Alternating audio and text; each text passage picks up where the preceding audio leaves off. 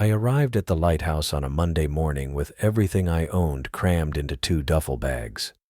The boat ride out had taken 40 minutes through choppy gray water, 3 miles off the Oregon coast, where the continental shelf dropped away into something deeper. Orion Fisher ran the ferry, if you could call a 30-foot workboat with peeling paint a ferry.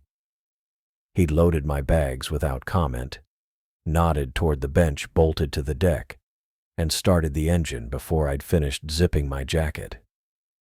The facility rose out of the sea ahead of us, white tower against white sky, everything the same washed-out color except for the dark rocks at its base.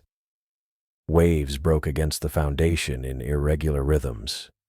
No beach, no gradual approach, just vertical stone and concrete punching up through the surface. I'd seen pictures during the interview process. Video call, actually, with someone named Hazel Espinoza, who'd explained the position through a connection that kept pixelating. The images hadn't prepared me for how small it looked, how far from anything else. "Weather's turning," Orion said. First words he'd spoken since we'd left the dock. I looked back toward the mainland. Couldn't see it anymore. Just variations of gray in every direction, sky bleeding into water without a clear horizon line. "Storm coming?" "Always a storm coming." He adjusted course, angling toward the eastern side of the lighthouse where a concrete platform jutted out above the water line. "You get used to it." I didn't plan to be here long enough to get used to anything. 6 months, maybe 8. Long enough to rebuild my savings account after Margaret's lawyers had finished with it. Long enough to figure out what came next. The divorce had finalized 2 months ago. 63 days, if I was counting. Which I wasn't, mostly. Orion cut the engine and let momentum carry us toward the platform. Metal ladder bolted to the concrete, green with algae below the waterline. He moved around the deck with the efficiency of someone who'd made this trip 1,000 times, tying off lines, positioning fenders. Didn't ask for help. Didn't seem to want conversation. Suited me fine. "Supplies go up first," he said, hauling a plastic crate from the hold. "Then your gear. Then you." The crate held basics. Canned goods, bottled water, batteries, toilet paper. Industrial quantities of instant coffee. He clipped it to a pulley system I hadn't noticed, rope running up the tower to a boom arm 30 feet above us. Started hauling hand over hand. I watched the crate rise. Tried not to think about how Margaret had looked when she'd signed the papers, pen moving across the document with quick, decisive strokes. Tried not to remember the apartment we'd shared, now hers alone, my name removed from the lease along with everything else. "You'll do that yourself going forward," Orion said, lowering the empty hook. "Supply runs every 2 weeks, weather permitting." Understood. My duffel bags went up next. Everything I'd kept after the division of assets. Clothes, laptop, external hard drives with 7 years of research data, noise-canceling headphones I'd bought for the plane rides to conferences I wouldn't be attending anymore.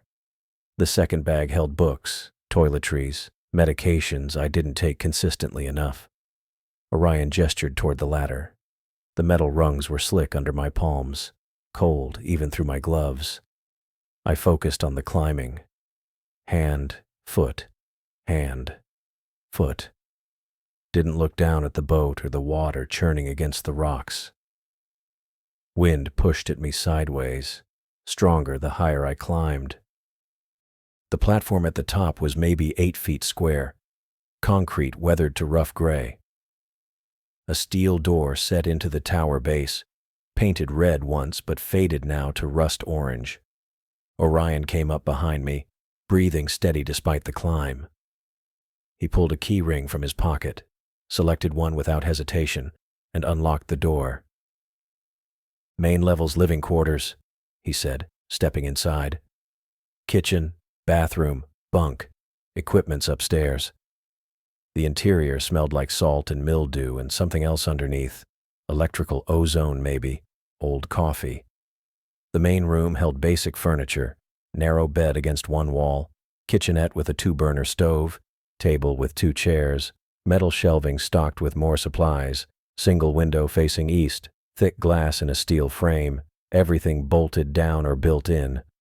Orion set my bags beside the bed, moved to the shelving and pulled down a binder, pages warped from humidity. Procedures, he said, dropping it on the table. Shift schedules, equipment protocols, emergency contacts, satellite phones in the charging dock. He pointed to a device mounted on the wall, handset like something from the 90s. Weather radio next to it. You get storm warnings. You secure everything and stay inside. What about evacuation? If it's bad enough to evacuate, I can't get the boat out here anyway. He shrugged.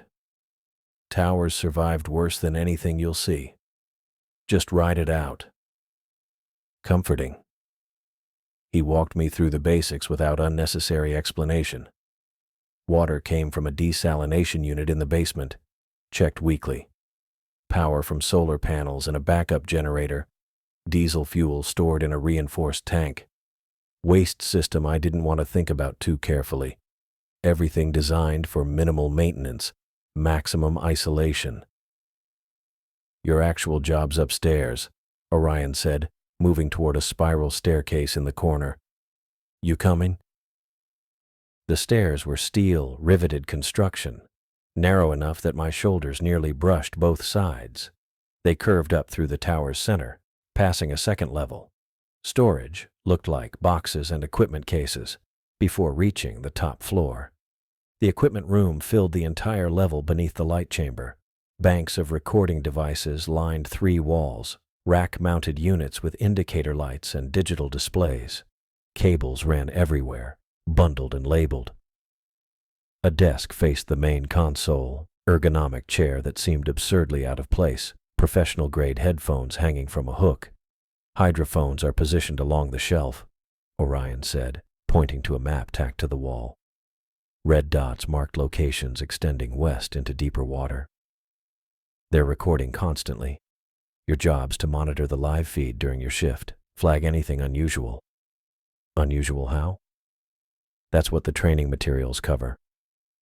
He gestured to another binder on the desk, this one newer. Biological sounds versus mechanical.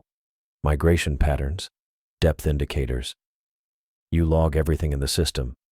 Tag files for the researchers to review. I sat in the chair, pulled on the headphones. Static washed through, low-level background noise. Underneath it, something rhythmic. Creaking, maybe. Groaning. That's normal, Orion said. Ice movement, tectonic settling, whale songs from 100 miles away. You'll learn to filter it. I adjusted the volume. The sounds resolved into distinct layers.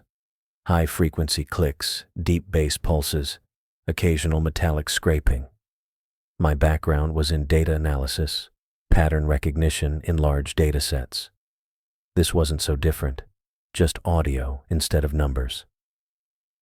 8-hour shifts, Orion continued. You pick the schedule, just maintain consistency. Satellite uplink transmits your logs automatically. Someone named Espinoza reviews them. Hazel Espinoza. My supposed supervisor. We'd only spoken once during the interview. She'd asked basic questions about my experience, explained the pay structure, exceptional, exactly as advertised, and sent the contract via email. I'd signed it the same day Margaret's lawyer had sent the final settlement agreement. Probably should have read both more carefully. Questions? Orion asked. When's the next supply run? 2 weeks. I'll radio ahead, see if you need anything specific. He moved toward the stairs. You're set otherwise? I think so. Satellite phone works anywhere in the tower. Emergency services, mainland contact, numbers in the binder. He paused at the top of the stairs. Gets quiet out here. Some people don't adjust. Quiet's what I need." He nodded. Didn't look convinced. "I'll see myself out." His footsteps echoed down the spiral stairs. I heard the main door open and close, the clang of his boots on the exterior ladder. Sat there in the chair, headphones still on, listening to the ocean floor creak and settle. The boat engine started, faded, disappeared into the ambient noise. I was alone. Pulled off the headphones, stood and walked to the window. Narrow slit in the tower wall, thick glass like downstairs. The boat was already distant, white wake spreading behind it. Gray water in every direction. No other vessels, no birds, just waves and sky and the sound of wind against stone.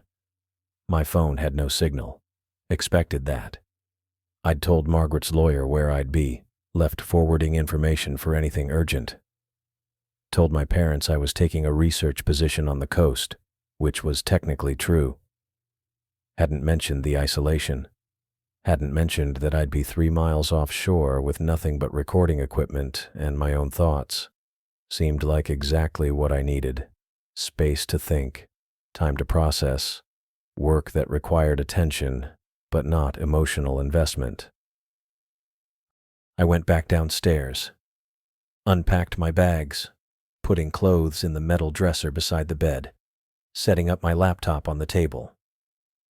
The binder Orion had left sat there, pages dense with procedures and protocols. I flipped it open. Acoustic monitoring guidelines, deep-sea hydrophone array shift requirements, 8 hours continuous monitoring per 24-hour period, logging protocols. All anomalous sounds must be tagged and categorized, emergency procedures. Contact mainland supervisor immediately for pattern classifications. I turned the page, found a list of sound categories: biological, geological, anthropogenic, weather-related, and at the bottom separate section, pattern events. No definition, just a note. See Supervisor Espinoza for classification criteria. I'd ask during my first check-in. Closed the binder. Looked around the room that would be my entire world for the next 6 months. Small, functional, utterly impersonal. Perfect. I made coffee from the instant supply, bitter and too hot, and carried it upstairs to the equipment room. Sat in the chair, put on the headphones, pulled up the logging software and started my first shift, listening to the deep ocean creak and groan while 3 miles of cold water separated me from everything I'd left behind.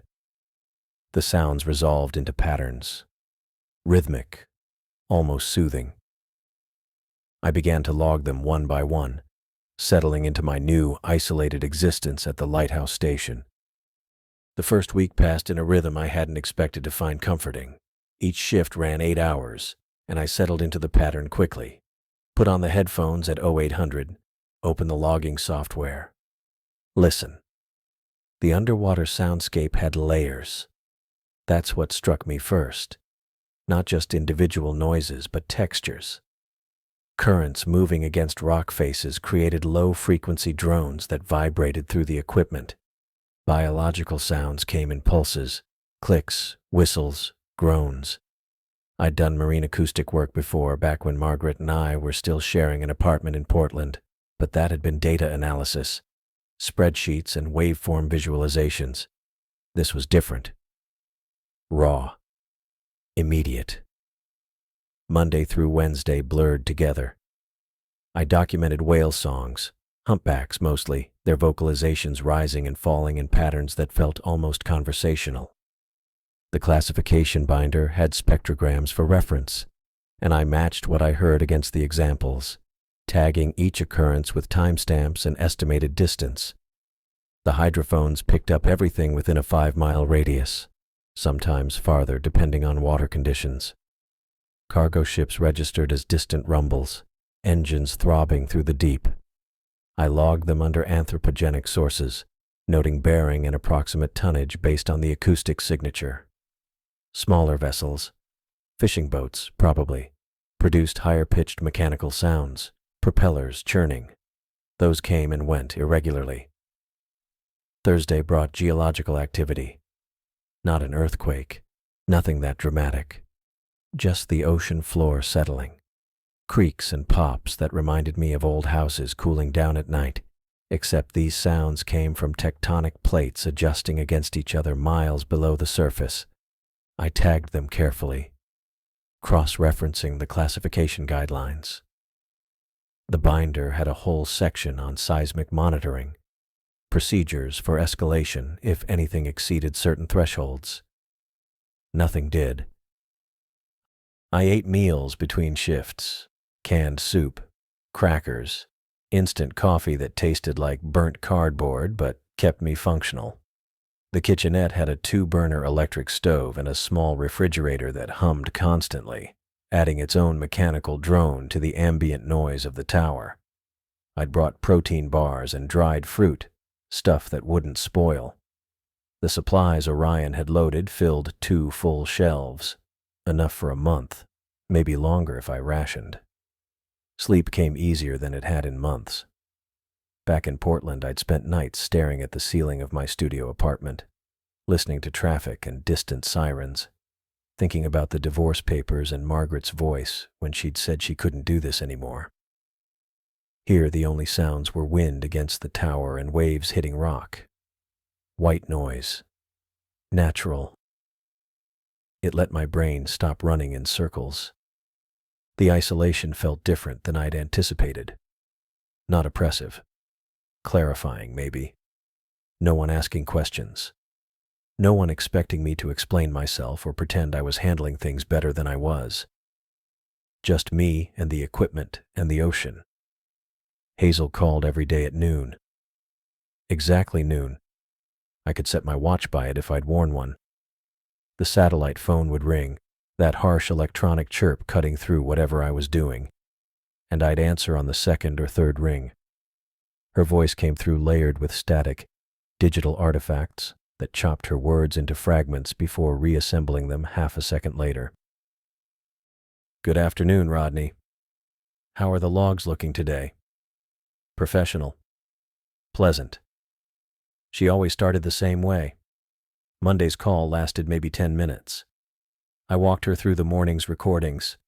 3 distinct humpback vocalizations, 1 cargo vessel passing southwest at approximately 8 miles out, baseline geological activity within normal parameters. She asked clarifying questions, wanted timestamps for the whale songs, asked if I'd noted any calf vocalizations among them. I hadn't heard any. Told her so. She made a sound that might have been acknowledgement, hard to tell through the static. "Everything sounds appropriate," she said. "You're doing solid work. Keep monitoring those biological patterns. Migration season starting, so we should see increased activity over the next few weeks." Tuesday's call went similarly. I reported 2 separate whale pods, distinguished by vocal patterns and directional bearings. She seemed pleased, asked about equipment function, whether the hydrophones were picking up any interference or degraded signal quality. They weren't. Everything ran clean. Wednesday, she asked about my adjustment to the facility. "Some people struggle with the isolation," she said. "You managing all right?" "Fine," I told her. "Actually sleeping better than I have in a while." "Good, that's good. The routine helps, I think. Gives structure." She wasn't wrong. The predictability felt stabilizing. Wake up, monitor, log, eat, sleep, repeat. No variables to account for. No unexpected complications. Thursday's call came right as I was finishing lunch. Crackers with peanut butter, apple slices from a can. I wiped my hands on my pants before picking up. "Afternoon. Got some interesting geological activity this morning," I said. "Nothing concerning, but more pronounced than the previous days. Logged it around 09:45. Static crackled. Her voice cut in and out. "Reviewed the preliminary data. Normal range. Good documentation." "You're breaking up," I said. The connection cleared slightly. "I said your documentation looks thorough. The geological sounds are expected. There's a fault line about 12 miles northeast. It shifts periodically. I hadn't known that. The briefing materials hadn't mentioned fault lines, but then again, I hadn't read every page of the binder yet. Plenty of technical appendices I'd skipped. Anything I should watch for? I asked. Just continue standard monitoring. If you hear anything that doesn't match the classification examples, note it, and we'll discuss during the next check-in. Understood. Friday's call felt almost routine. I gave her the daily summary. More whale activity, 2 fishing vessels passing within hydrophone range, continued low-level geological sounds. She confirmed receipt of the uploaded log files, mentioned the data looked consistent and well-organized.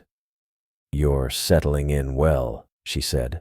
I was concerned the first week might be rough, but you've adapted quickly. Helps that the work's straightforward, I said, and quiet. Quiet's what you wanted, right? That's what you mentioned in your application interview. I'd forgotten I'd said that. Probably had, though. Margaret had accused me of running away when I'd told her about taking this job. Maybe she'd been right. Didn't make it the wrong choice. Yeah, I said. Quiet's good. By the end of the week, I'd found a rhythm that felt sustainable. The monitoring shifts stopped feeling like work and started feeling like observation, maybe. Meditation with a purpose. I'd sit in the equipment room with the headphones on, eyes half closed, listening to the layered soundscape. Began to recognize individual whales by their vocal signatures. One humpback had a particularly deep, resonant call that stood out from the others. Tagged it as Specimen Alpha in my logs, gave Hazel the designation during Friday's call. She approved the tracking approach. The solitude I'd been seeking after the divorce had materialized exactly as I'd hoped. No one knocking on my door. No one calling except Hazel at noon. No expectations beyond the work itself. I'd spent 6 months in Portland after Margaret moved out, surrounded by people and noise and constant reminders of everything that had fallen apart. Here, none of that existed, just water and rock and the mechanical hum of equipment. I appreciated it more than I'd anticipated. The ocean sounds became familiar, comforting even. Predictable patterns I could map and understand. Nothing unusual disrupted the routine. Nothing unexpected broke through the steady rhythm of marine acoustic monitoring. It felt manageable, sustainable. I should have known better. The 8th night started the same as the others. I settled into the equipment room at midnight, headphones on, logging software open, coffee steaming in the chipped mug I'd claimed as mine. The underwater soundscape filled my ears, the usual layered symphony of groaning currents, distant whale calls, the metallic ping of a trawler somewhere beyond the monitoring radius. I'd gotten comfortable with the routine, knew what belonged and what didn't. 2:47 in the morning, that changed. The sound came through hydrophone 7, the one positioned roughly 4 miles southeast, low frequency, subsonic almost, vibrating through the headphones in a way that made my molars ache. I straightened in the chair, fingers hovering over the keyboard where I'd been logging a passing pod of dolphins. The sound didn't match any classification in the binder. Wasn't biological, no organic rhythm to it, no breathing pattern or vocalization structure. Wasn't geological either. Too deliberate. Too shaped. I pulled the headphones off. Checked the equipment readouts on the main console. All green. No errors, no warnings. Signal strength normal across all 12 hydrophones. I tapped the monitor displaying hydrophone 7's waveform. The pattern looked clean, no distortion, that would indicate hardware failure or electromagnetic interference. Put the headphones back on. The sound was still there. Continuous now, building in volume. I adjusted the frequency filters, isolating the signal from the ambient noise.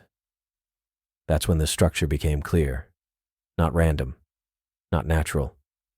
It had cadence, rhythm, the kind of pattern that suggested words, human speech, but wrong. Backwards, maybe, or inverted somehow. I couldn't make out individual syllables, couldn't reverse engineer meaning, but the shape of it was unmistakable. Someone speaking, the audio distorted beyond recognition but retaining that fundamental quality that separated language from mere sound. My hand shook slightly as I opened a new entry in the logging software. Classified it under Unidentified Requires Supervisor Review. Time-stamped it.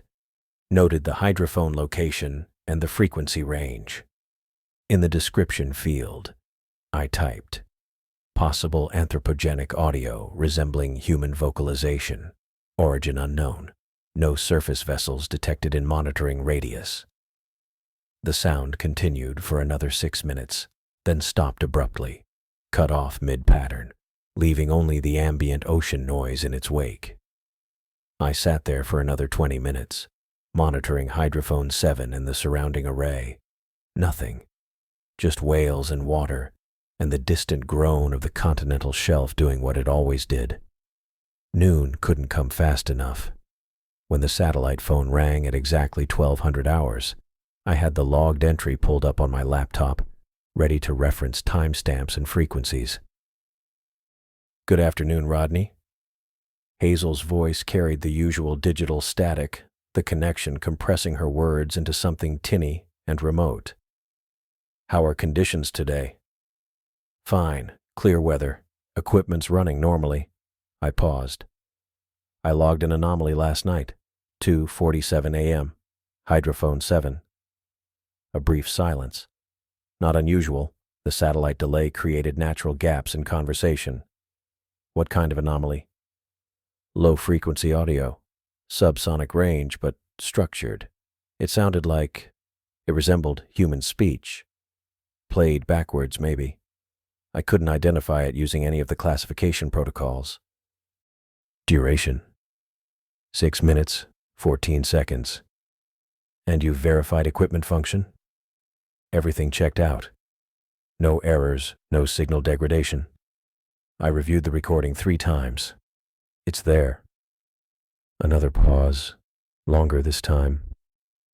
I heard what might have been papers rustling on her end, or just interference.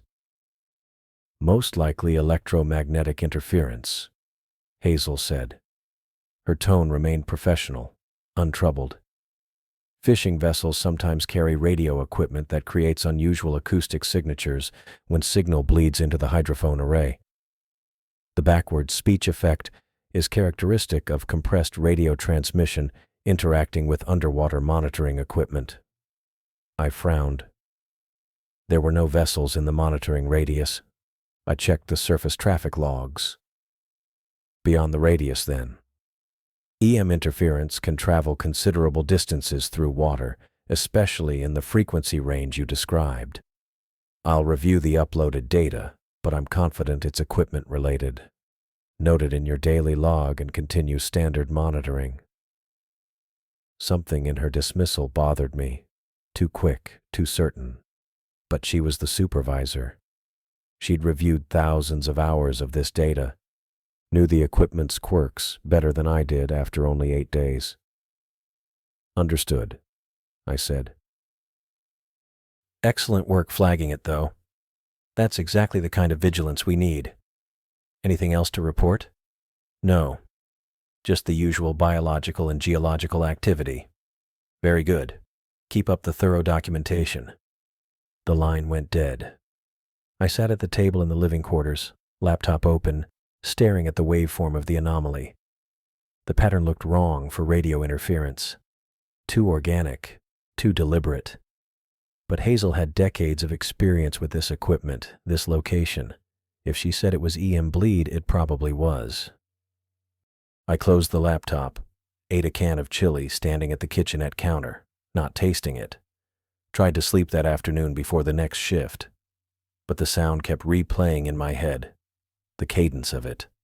The shape. The next night I was in the equipment room 15 minutes early, coffee already brewed, logging software open and ready.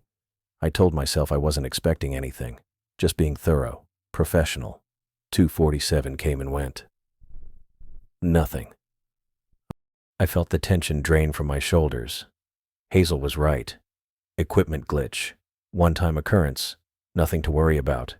251. Hydrophone 3 lit up. The sound came through clearer this time.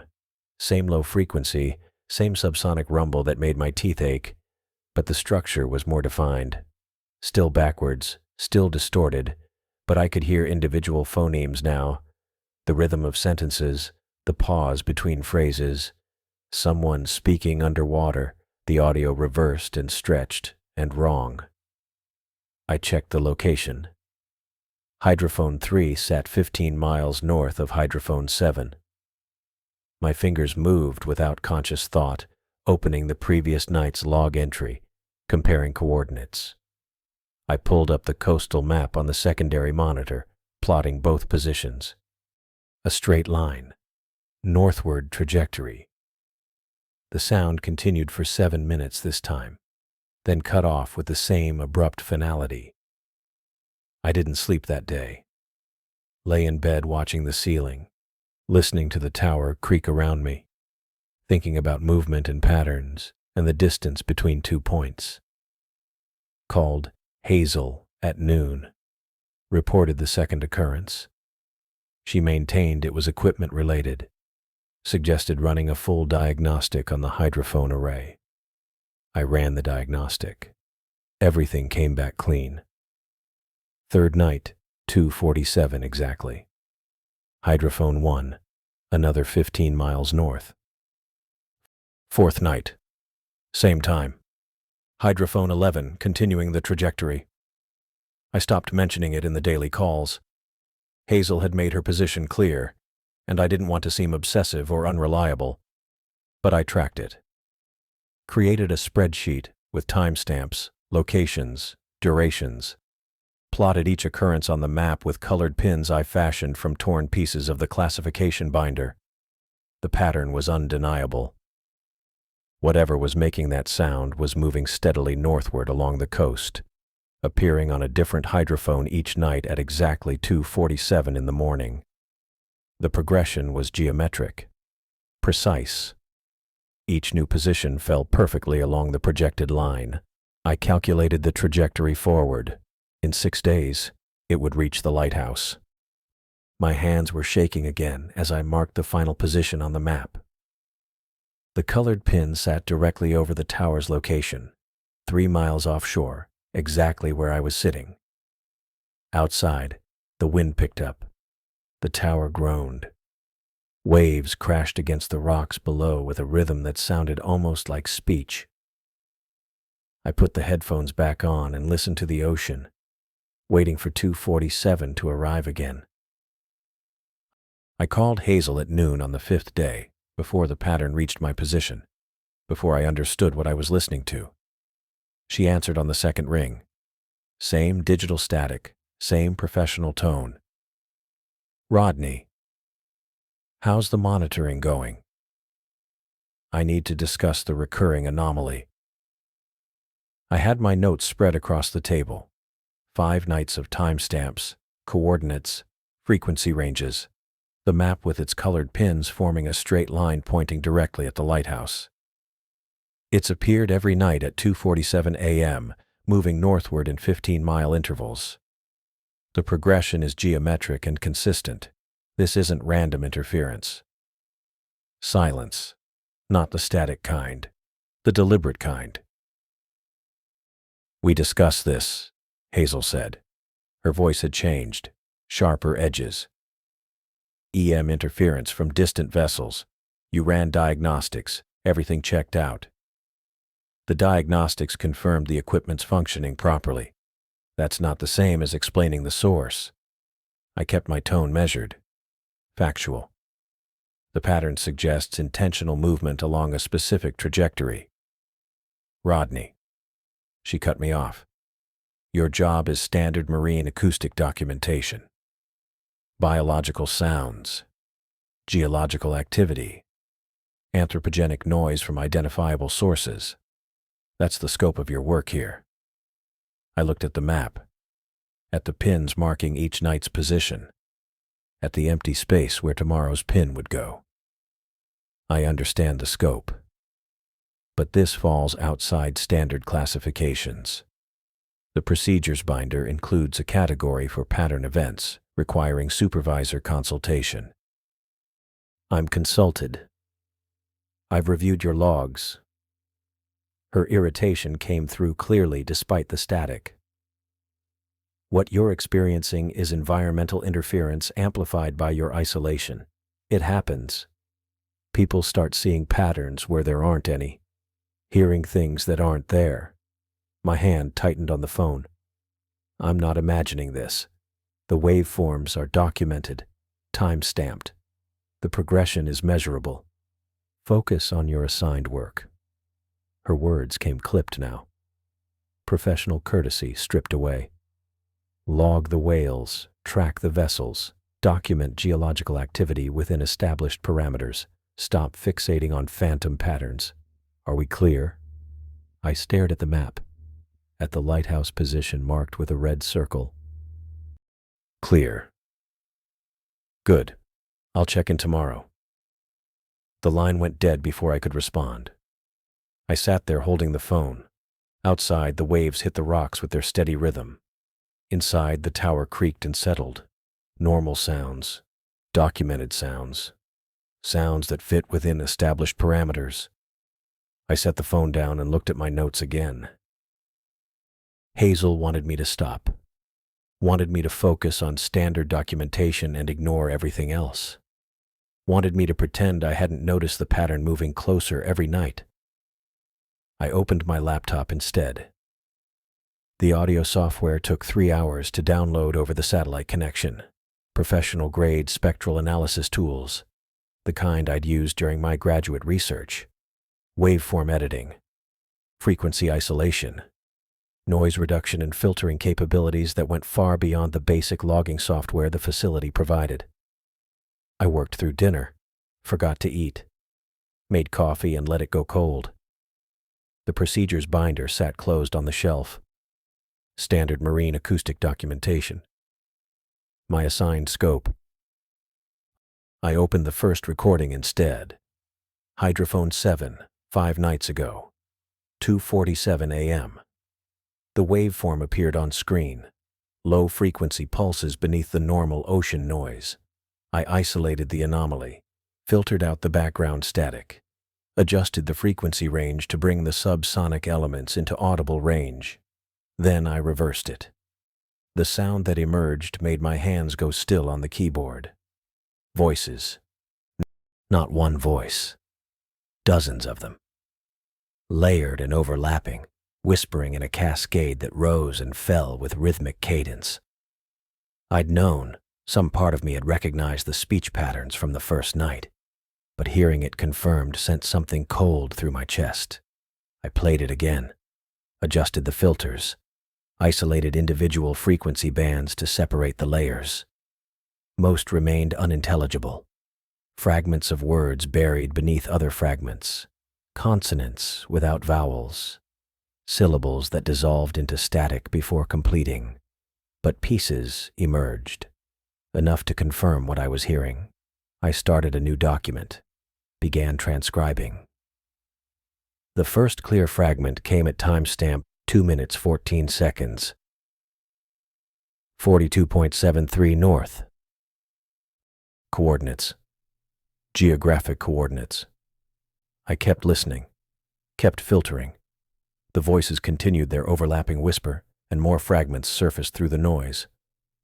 August 1968. A date, decades old. 117 west. More coordinates. March 2003. Another date, more recent but still years past. I worked through the night, through the next day, forgot about my monitoring shift, forgot about the noon call I missed, forgot about everything except the voices and what they were saying. Each recording yielded more fragments, coordinates and dates scattered through the whispers, no apparent pattern to their order, some from the 1960s, others from the 80s, A few from the early 2000s, all maritime coordinates, all Pacific Northwest waters.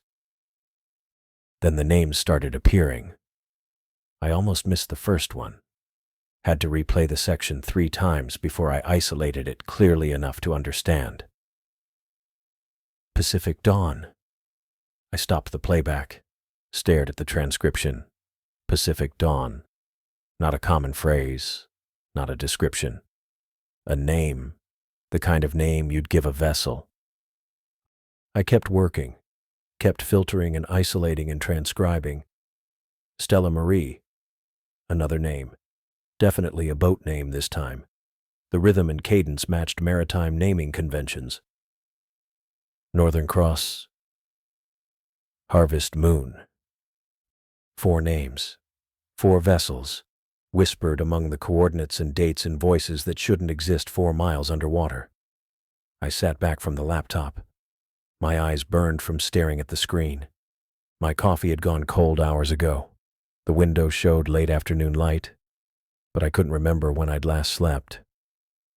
The names bothered me, more than the coordinates, more than the dates, more than the fact that I was hearing human voices in recordings taken from hydrophones monitoring empty ocean.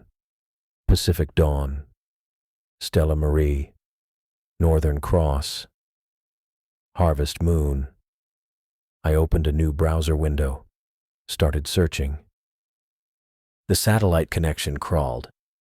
Each search took minutes to load, but the results came through eventually. Pacific Dawn, fishing vessel lost off the Oregon coast, August 1968. All hands. My hands went still on the keyboard. Stella Marie, cargo ship vanished en route to Seattle, March 2003. No wreckage found. Northern Cross, research vessel disappeared, October 1974. Coast Guard search called off after 2 weeks. Harvest Moon. Commercial trawler. Missing since December 1991. Presumed sunk. I pushed back from the table. Stood up. Walked to the window. The ocean stretched gray and empty to the horizon. Same view I'd seen every day since arriving. Same waves. Same sky. Same isolation. But something was moving through that water. Something that carried the voices of lost vessels and whispered their names in overlapping layers. Something that had been traveling northward for 6 nights, 15 miles closer each time.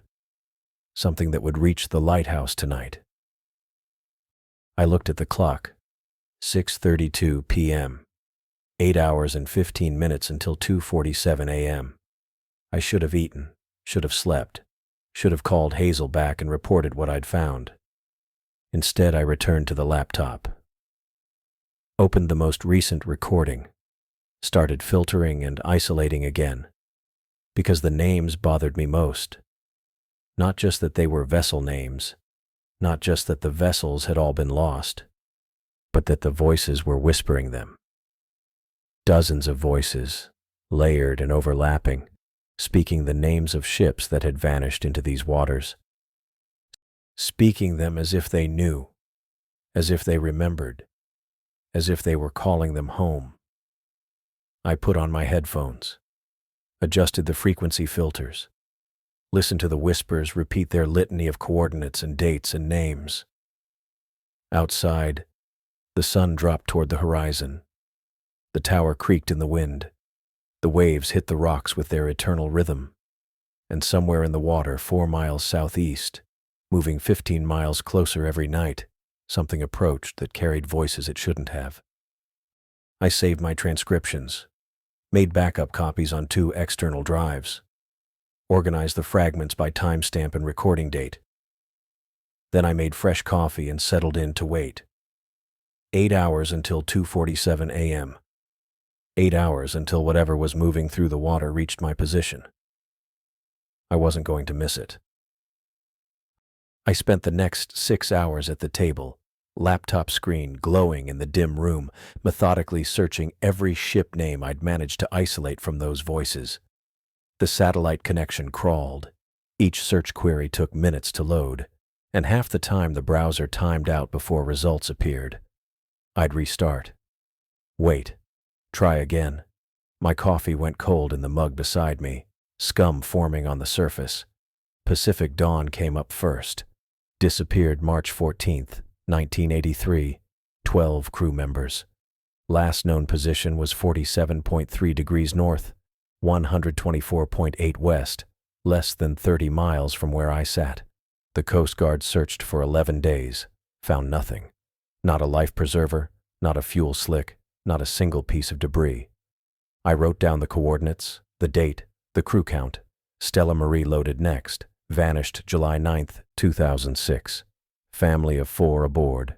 Parents, 2 daughters aged 8 and 11. They'd been sailing from Seattle to San Francisco. Radio contact ceased abruptly at 1900 hours. Weather conditions were clear. No distress call. The investigation file remained open, listed as unexplained disappearance. I added those details to my notes. Northern Cross took longer to find. The name appeared in a digitized archive from a 1971 newspaper, scanned poorly enough that I had to squint at the pixelated text. Commercial fishing vessel.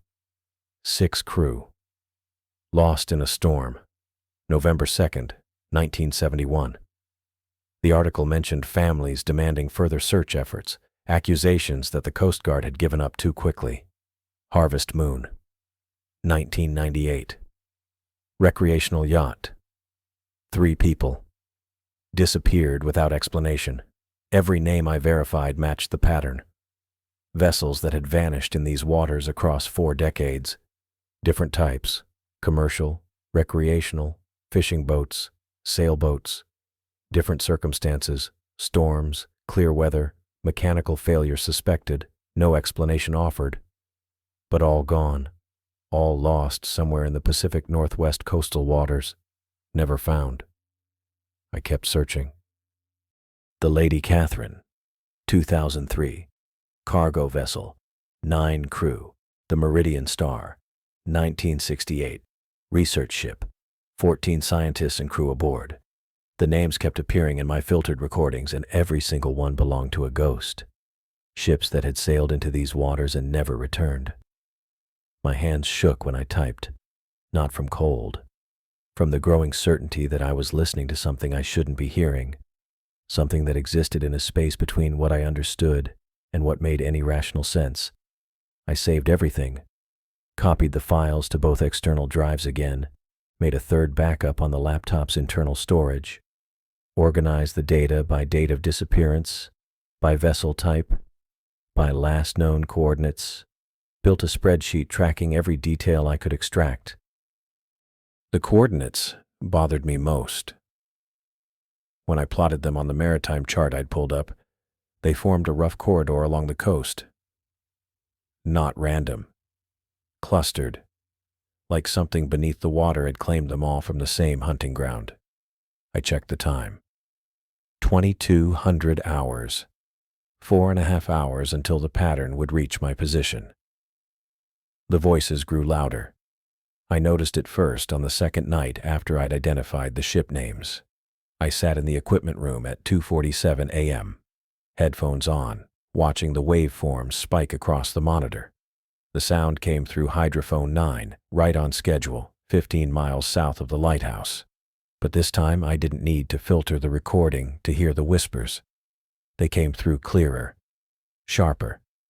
The subsonic rumble still formed the foundation, but layered over it were distinct phonemes, words that resolved into fragments without needing spectral analysis. Coordinates 47.2. Northern Cross, 6 souls. November storm, hull breach. I yanked the headphones off. My ears rang in the sudden silence. The equipment room felt too small, the walls pressing inward. I put the headphones back on. The voices continued, patient and relentless. I recorded everything, saved the file, backed it up. The next night they were louder still. Hydrophone 6, 10 miles south. The subsonic pulse remained, but the whispers rose in volume and clarity. I could distinguish individual speakers now, different timbres, different cadences. A woman's voice repeating coordinates, a man's voice naming a vessel, another man whispering dates in a monotone. I transcribed what I could. My notes grew into pages of fragments, disjointed phrases that painted incomplete pictures of disasters and disappearances. By the fourth night, hydrophone 4, 5 miles south, I didn't need headphones at all.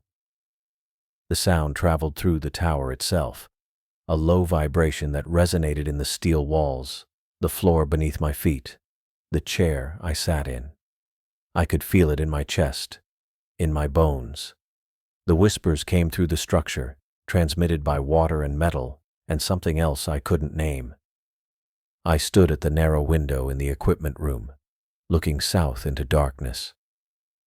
The ocean spread black and empty under a moonless sky. No lights, no boats, nothing but water and whatever moved beneath it. The voices whispered names, coordinates, dates, over and over. I counted them. At least 40 distinct speakers, maybe more. They overlapped, created harmonics, built into a chorus that seemed almost purposeful in its repetition.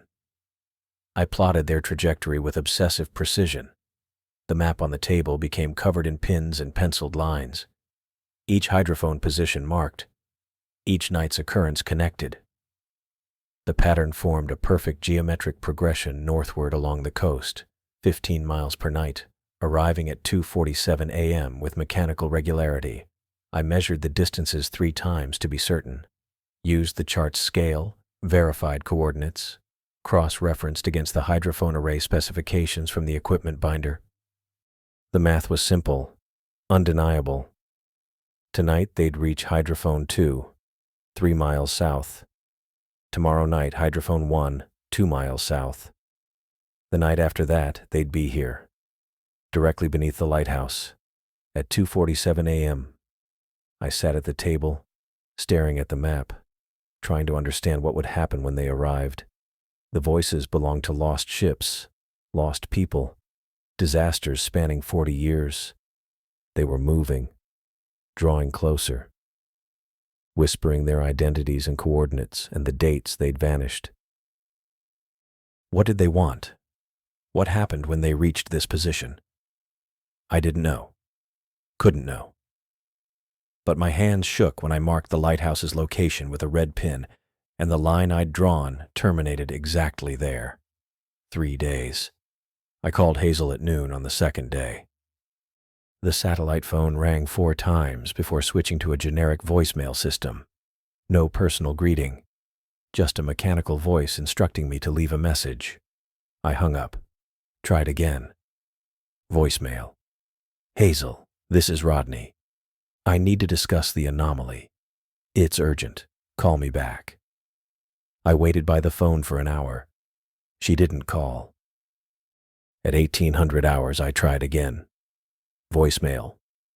I left another message, more detailed this time. Explained the pattern, the trajectory, the voices I'd isolated. Kept my tone professional despite the anxiety tightening my throat. No response. The next morning, I called at 0800, voicemail. At noon, voicemail. At 1500, voicemail. At 1800, voicemail. I left messages each time. Started calm, grew more insistent. By the evening call, I was talking too fast, words tumbling over each other as I tried to convey the urgency. Hazel, they're 2 miles south now. Tomorrow night, they'll be here. I need guidance. I need to know what I'm supposed to do. Please, call back. The phone stayed silent. I checked the satellite connection, working fine. Tested the phone by calling the equipment support line listed in the procedures binder. Someone answered on the second ring, verified my location, asked if I needed technical assistance. I said no. Hung up.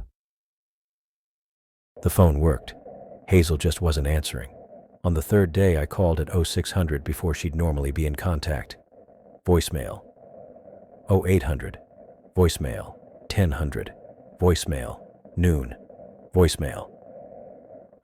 I stopped leaving messages. Just let it ring. Listened to the digital static and the mechanical voice. Hung up. Tried again. 1400. Voicemail. 1600. Voicemail. 1800. Voicemail. 2000. Voicemail. The panic that had been building in my chest since I'd first plotted the trajectory expanded into something larger. Not fear exactly. More like the sensation of standing at the edge of something vast and incomprehensible, knowing I was about to fall and having no way to stop it. Hazel had been my only contact. The only person who knew I was here, who checked in daily, who represented some connection to the world beyond this tower. Now she was gone. Silent. Unreachable. I sat at the table, phone in hand, staring at the map with its red pin marking my position. The voices would arrive in 6 hours. At 2:47 a.m. they'd be directly beneath me, and I'd be alone with whatever they were. I tried the phone one more time at 2200. Voicemail. I set it down carefully, fighting the urge to throw it across the room. The tower groaned around me. Waves crashed against the rocks below. The wind picked up, whistling through gaps in the window frame. I sat in the dim room, surrounded by my notes and recordings and the maritime chart covered in pins, and waited for 2:47 a.m. I'd stopped sleeping entirely by then. No point trying anymore. Every time I closed my eyes, I heard those whispers layering over each other, coordinates and names and dates weaving together into something that felt almost conscious. So I stayed in the equipment room instead, watching the clock tick toward 02:47, waiting for whatever was coming to arrive. But the waiting got to me, made my hands shake, made my thoughts spiral. I needed something to do, something concrete, something that didn't involve staring at that map with all those colored pins marking the pattern's inexorable northward crawl. So I turned to the equipment itself. I'd been using it for days now, weeks really, but I'd never actually examined it. Not properly.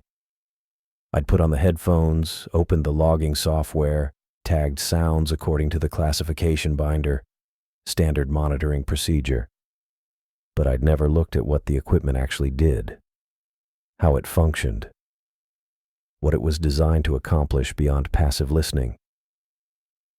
The main console sat against the eastern wall, a bank of rack-mounted components with LED indicators blinking in steady rhythms. Green lights mostly, a few amber ones indicating active recording channels. I'd glanced at it during Orion's initial walkthrough, but hadn't paid real attention. Just nodded when he'd pointed things out and explained the basics. Now I studied it with the kind of focus I used to apply to research data back when I had a real job, back before the divorce, before I'd needed to escape to a lighthouse 3 miles offshore just to find some goddamn quiet. The top rack held the recording array, 12 channels, one for each hydrophone positioned in a grid pattern around the facility. Below that sat the signal processors, digital converters, and storage drives that captured and archived every sound picked up by the underwater microphones. Standard equipment. Nothing unusual there. But the third rack down caught my attention. A transmitter unit. Heavy duty, judging by the heatsink fins running along its casing, connected to the hydrophone array through a junction box that split the signal paths. I frowned at it, ran my finger along the cables, tracing their routes. Hydrophones were supposed to be passive devices, microphones essentially. They picked up sound waves traveling through water and converted them into electrical signals.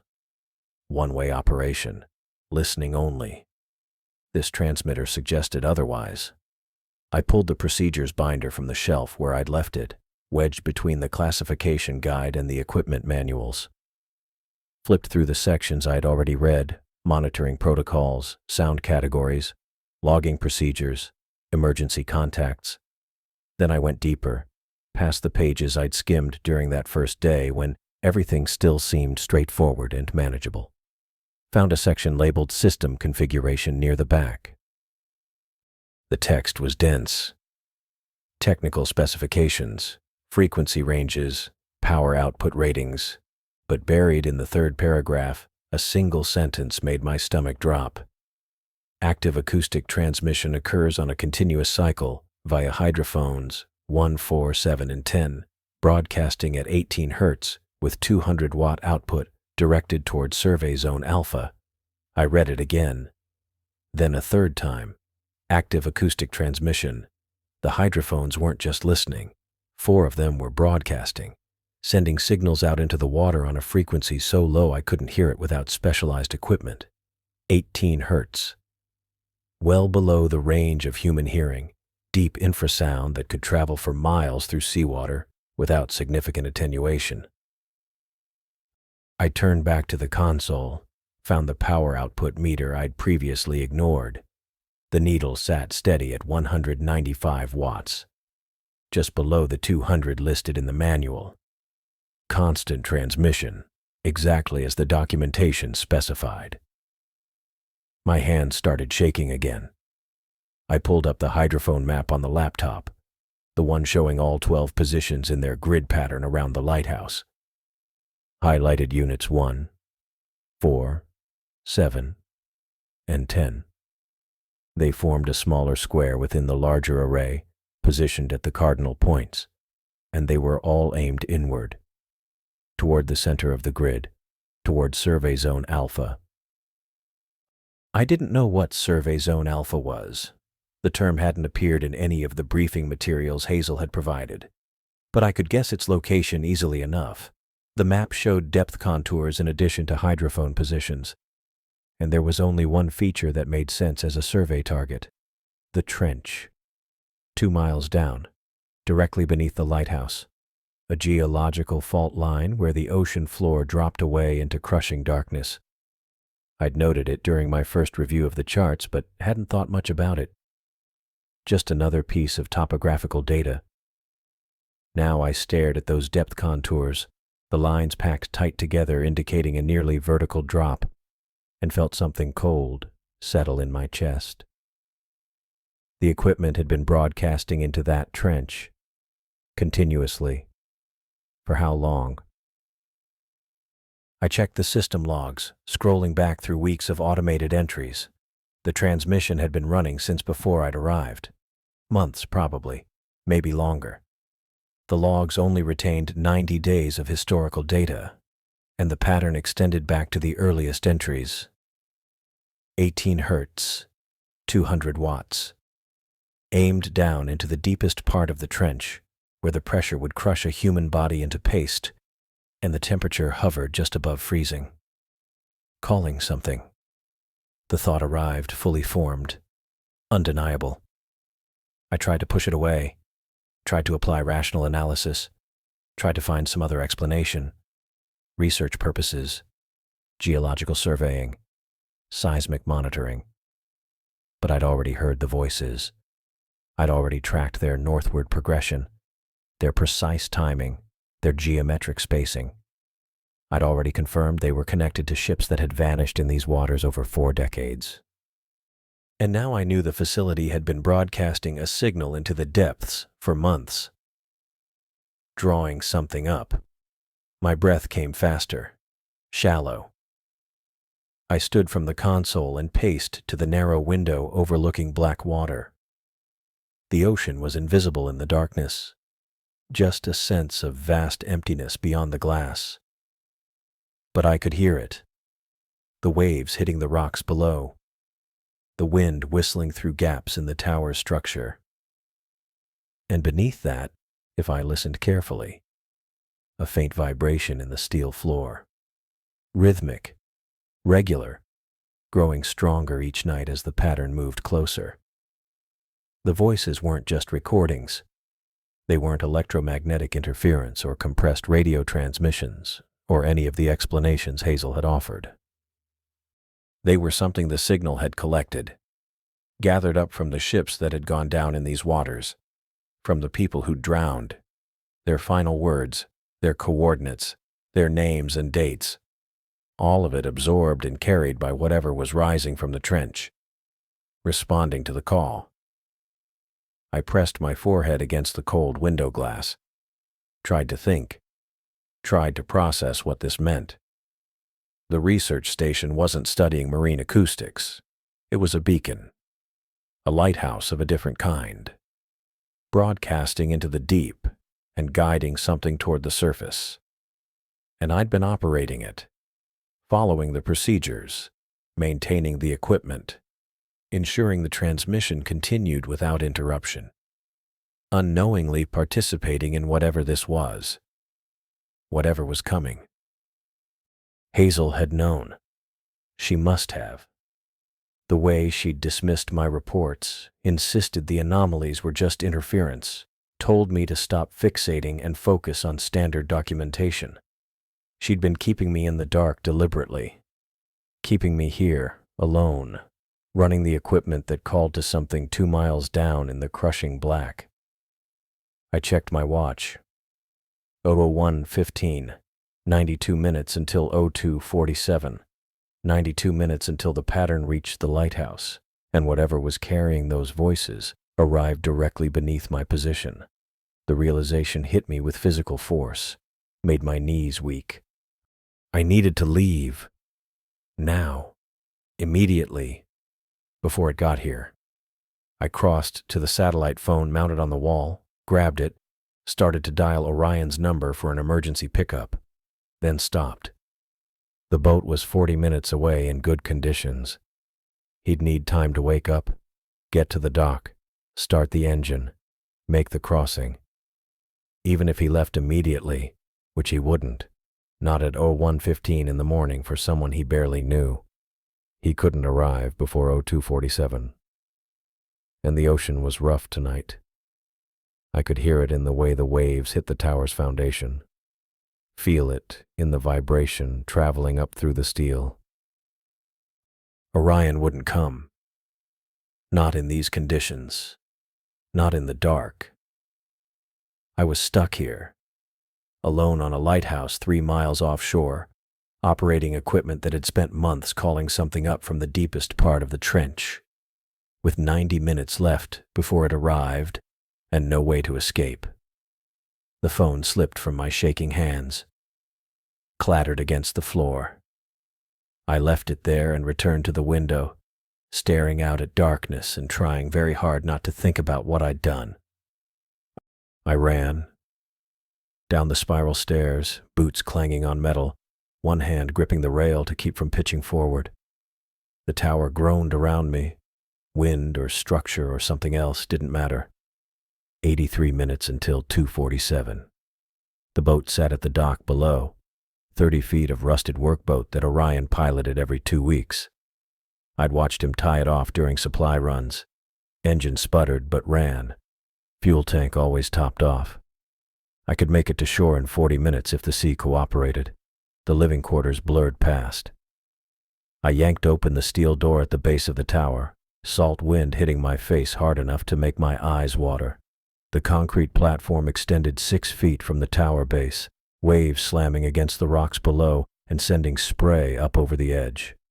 I grabbed the rusted ladder welded to the platform's side and swung myself down toward the dock. The boat floated 15 feet below, tied to iron cleats with frayed rope. Dark water churned between the hull and the rocks. I made it 3 rungs down before I saw the water line. Too low. Way too low. The boat sat heavy in the water, stern already submerged past the transom, bow tilted up at an angle that turned my stomach cold. I stopped on the ladder, salt spray soaking through my jacket, and stared at the hull. Holes. 4 of them visible from where I hung, each the size of my fist, punched through the fiberglass in a neat line along the starboard side. Water poured in through every opening, steady streams that caught the lighthouse beam when the tower rotated overhead. The boat settled lower as I watched, gunwale dropping toward the surface inch by inch. I climbed down another 2 rungs. Got close enough to see the edges of the holes, not splintered outward from impact, but pushed out. Fiberglass petals bloomed around each puncture, curling toward the open air, Something inside the hull had punched through from the inside out. My hand slipped on the wet metal. I caught myself, boots scraping against the ladder, and looked down at the boat's interior.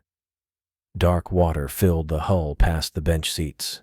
The engine cover floated loose, bobbing against the stern. Whatever had made those holes was gone now, or underwater, or waiting. The bow dipped lower. Rope creaked against the cleats. I climbed back up. 79 minutes left. The equipment room felt smaller when I returned. I stood in the doorway, breathing hard, water dripping from my jacket onto the metal floor. The console blinked its steady rhythm. 18 Hz transmission, 200 watts, survey zone alpha. Calling something up from 2 miles down. The satellite phone hung on the wall where I'd left it after the failed call to Orion. I crossed the room and picked up the handset. My fingers shook enough that I had to dial twice, missing buttons the first time. Hazel's number. The one I'd called every day at noon for weeks. The one that went to voicemail yesterday and the day before, and every attempt since I'd started reporting the pattern. The phone rang once. Then a recorded message. The number you have reached is not in service. Please check the number and try again. I pulled the phone away from my ear, looked at the handset, put it back and dialed again, slower this time, checking each digit against the contact list in the procedures binder. Same message. Not in service. I stood there with the phone pressed to my ear, listening to the automated voice repeat itself, and felt something cold settle in my chest. Not panic this time. Worse than that. The kind of cold that comes when you realize you've been wrong about something fundamental. I hung up. Flipped through the procedures binder to the emergency contacts page. Found the main number for the research station's parent organization, Pacific Northwest Marine Research Consortium. I'd never called it before. Never needed to. Hazel handled everything. The phone rang 4 times before someone picked up. PNMRC, this is Night Desk. How can I help you? Young voice. Bored. I need to speak with someone about the acoustic monitoring station 3 miles off the coast. The lighthouse. Okay. What's the issue? I need to reach my supervisor, Hazel Espinoza. She's not answering her direct line. Silence on the other end. Then, hold on. Keyboard clicking. I waited, watching the console blink, counting seconds. 68 minutes. Sir, I'm not showing any Hazel Espinoza in our employee directory. She's my supervisor. She calls every day at noon. She reviews my data logs. More typing. What station did you say? The lighthouse. 3 miles offshore. Acoustic monitoring. Let me transfer you to operations. The line clicked. Held. A different voice came on. Older, male, irritated at being woken. This is operations. What's the problem? I explained again. The lighthouse. The monitoring work. Hazel Espinoza. We don't have any active monitoring stations offshore right now, he said. The lighthouse project was shut down 8 months ago. Equipment's still out there, but nobody's staffed. My hand tightened on the phone. I've been here for weeks. Who authorized your deployment? Hazel Espinoza. She hired me. She calls every day. Sir, I'm looking at our personnel database right now. We have no record of anyone named Hazel Espinoza. Never have. The floor tilted under my feet. I sat down hard in the chair, phone still pressed to my ear. The equipment's running, I said. My voice sounded distant. The transmission, Survey Zone Alpha. What transmission? Hydrophones 1, 4, 7, and 10. Broadcasting 18 Hz at 200 watts. It's been running for months. Silence. Then, those units don't have broadcast capability. They're passive receivers only. I looked at the console. 3rd rack. Heavy-duty transmitter. cables running to 4 hydrophones, LED showing active output, 200 watts. "It's running right now," I said. "That's not possible. Look, I don't know who you are or what you think you're doing out there, but that station is closed. If you're on site without authorization, you need to leave immediately and contact—" I hung up. The phone slipped from my hand and clattered against the wall, dangling by its coiled cord. I sat in the chair and stared at the console. No record of Hazel Espinoza. Never employed by the consortium. The calls every day at noon. Her voice through the static, professional and measured, asking about my data logs and equipment status, and adjustment to isolation. Her irritation when I reported the pattern. Her instructions to focus on standard documentation and stop fixating on anomalies. I'd been alone the entire time, kept in place by a voice that existed only to ensure I completed my task, that I kept the transmission running, that I stayed at the console and logged the sounds and didn't ask too many questions until it was too late to matter. The tower groaned. Wind howled through gaps in the window seals. 63 minutes until 2:47. I stood up, walked to the map still pinned to the wall, covered in colored markers tracking the pattern's northward movement. 15 miles per night, geometric precision. Voices of lost ships and drowned crews whispering coordinates and names and dates. All of it moving toward this exact location. Toward the transmission I'd been maintaining without knowing what it called. My legs gave out. I caught myself on the desk edge, knuckles white against the metal, and understood with perfect, terrible clarity that I'd been manipulated. Trapped. The boat destroyed from inside so I couldn't leave. The phone number disconnected because I didn't need supervision anymore. Just compliance. Just my presence here at this console, keeping the signal active until whatever rose from the trench arrived. I looked at the transmitter, thought about the power switch, the circuit breakers.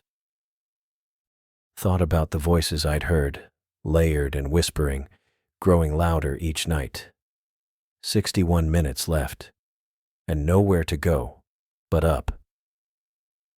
I sat at the console watching the clock display count forward, 2:46 and 20 seconds.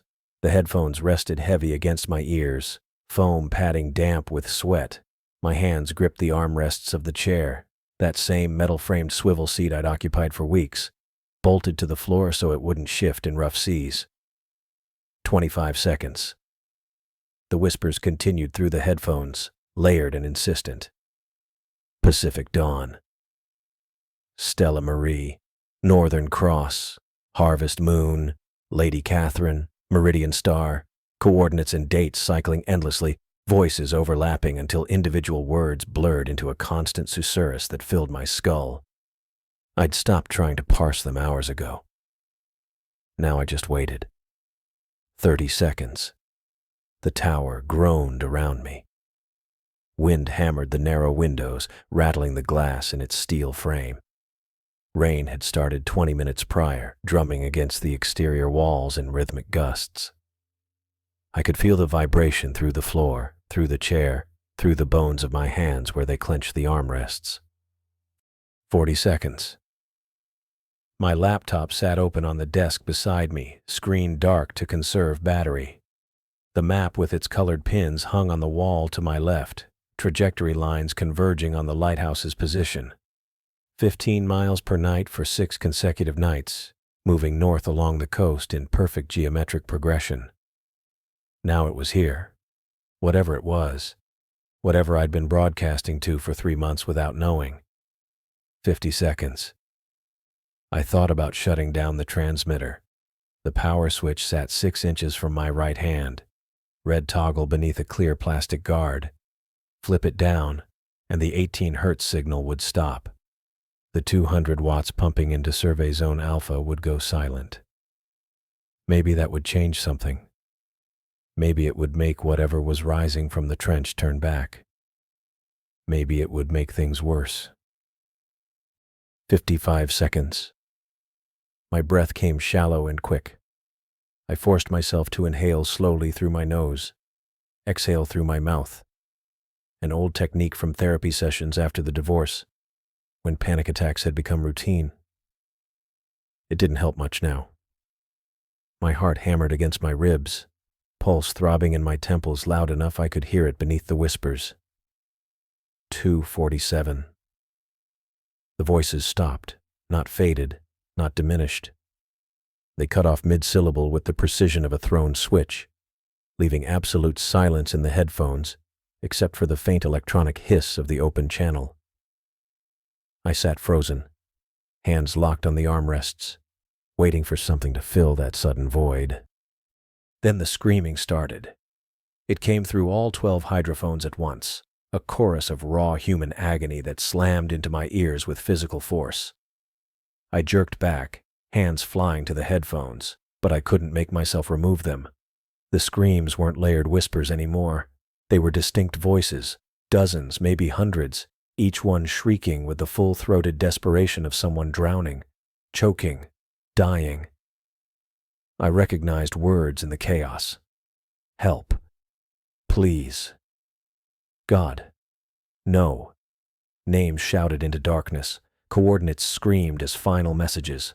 The sounds people make when they know they're going to die and there's nothing anyone can do to stop it. My hands shook so badly the headphones slipped sideways. I straightened them, pressed the foam padding tight against my ears even as every instinct told me to rip them off and throw them across the room. The waveforms on the laptop screen spiked red, clipping the upper limits of the recording software. Distortion crackled through the screams, digital artifacts fragmenting the audio into jagged pieces. I looked at the console. All 12 channel indicators blazed solid red. The transmitter continued its steady output, 18 Hz, 200 watts, survey zone alpha. The LED blinked green, normal operation. The screaming didn't stop. I pushed back from the desk, chair wheels scraping against the bolted floor. My legs felt weak when I stood, but I made myself cross to the narrow window on the eastern wall. Rain streaked the glass, distorting the view. I wiped the condensation from the interior with my sleeve and pressed my face close to see outside. The floodlight mounted on the tower's exterior cast a weak cone of illumination across the concrete platform and the water beyond. Waves churned black and violent, whitecaps breaking against the rocks at the lighthouse base. The ruined boat bobbed at the dock, stern submerged, bow pointing skyward at a 45-degree angle. Then the water began to move. Not waves, not current. The entire surface around the lighthouse shifted as if something massive was displacing it from below. The black water bulged upward in a slow, deliberate swell centered maybe 50 feet from the platform. I watched the bulge rise higher, shedding foam and spray, climbing toward the surface with inexorable patience. The screaming in my headphones grew louder. I backed away from the window. My shoulders hit the console, and I grabbed the edge of the desk to steady myself. The tower groaned, a deep metallic sound that resonated through the spiral staircase and the equipment racks. I'd heard that groan before during storms, but this was different. This felt like the tower was reacting to something outside, something pushing against it. I turned back to the window. The water broke. What surfaced wasn't a whale, wasn't a submarine, wasn't anything I had vocabulary to describe. The shape rose from the churning black sea in segments, long, pale sections that caught the floodlight and reflected it back with a sick luminescence. Barnacles crusted the surface, thick colonies that looked decades old. Kelp draped across it in curtains, streaming water as the thing continued rising. It was curved, segmented, each section maybe 20 feet long, connected by joints that flexed with obscene fluidity. I counted 3 segments, then 4, then 5 as more of it broke the surface, water cascading off in sheets. The screaming peaked. My eardrums throbbed with the pressure of it, pain lancing through my skull. I clawed the headphones off and let them drop to the floor. Even without them, I could hear the screaming, fainter now but still present, transmitted through the tower's steel bones, vibrating up from the water itself. The thing in the water continued rising. 6 segments. 7. The joints between them bent at angles that made my eyes hurt to follow. Barnacles covered every inch, some as large as dinner plates, and among them I saw other things embedded in the pale flesh. Ropes tangled around one segment, a rusted anchor chain wrapped tight around another, fragments of wood and metal protruding like shrapnel. 8 segments.